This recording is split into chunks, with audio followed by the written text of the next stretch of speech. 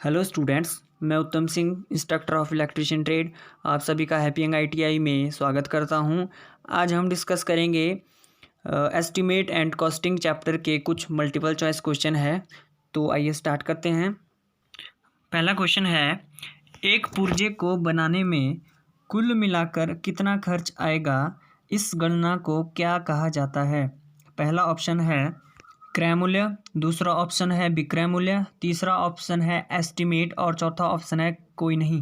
तो इसका जो सही आंसर है वो है ऑप्शन सी, एस्टिमेट, क्योंकि एक पुर्जे को जितना बनाने में खर्च आता है उस गणना को कहा जाता है एस्टिमेट। दूसरा क्वेश्चन है, सीधे तौर पर जॉब बनाने में प्रयोग किए जाने वाले पदार्थ को क्या कहा जाता है। पहला ऑप्शन है लेबर, दूसरा ऑप्शन है विक्रय मूल्य, तीसरा ऑप्शन है डायरेक्ट मटेरियल, चौथा ऑप्शन है इनडायरेक्ट मटेरियल। तो इसका जो सही आंसर है वो है option D, indirect material.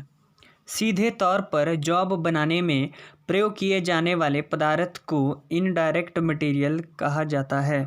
Job पर अप्रत्यक्ष रूप से लगाई गई लेबर जैसे सुपरवाइज़र, स्टोर कीपर आदि की लेबर को क्या कहा जाता है।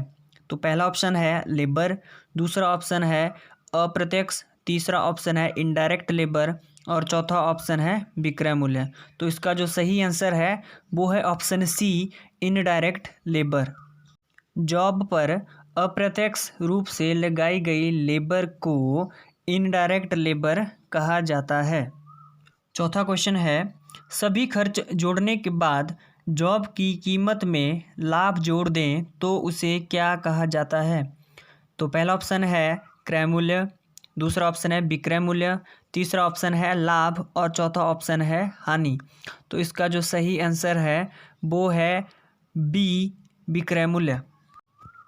सभी खर्च जोड़ने के बाद जॉब की कीमत में अगर लाभ जोड़ दिया जाता है तो उसे कहा जाता है विक्रय मूल्य।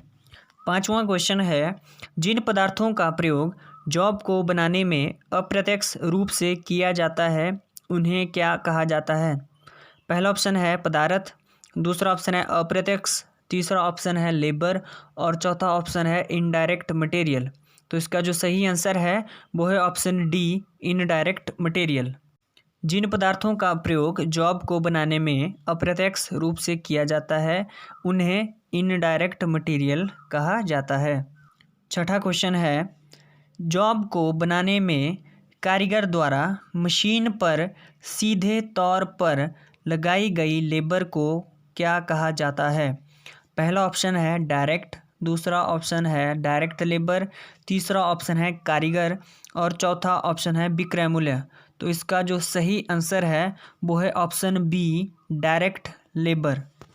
जॉब को बनाने में कारीगर द्वारा मशीन पर सीधे तौर पर जो लेबर लगाई जाती है उसे डायरेक्ट लेबर कहा जाता है।